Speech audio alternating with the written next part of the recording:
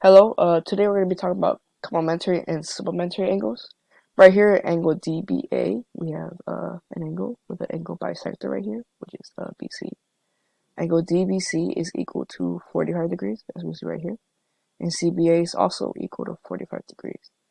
Now, if we add those together, angle DBA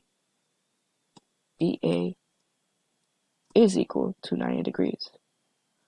Now, not only is DBA a right angle, but it's also a complementary angle. And a complementary angle is an angle that is 90 degrees or lower.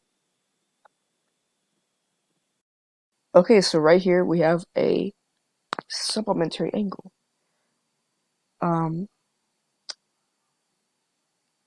right here, angle EFG is equal to 140 degrees, while DFG is equal to 40 degrees.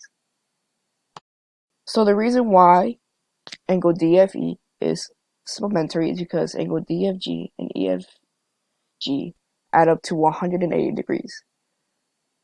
So not only is DFE a supplementary angle, it is also a straight angle.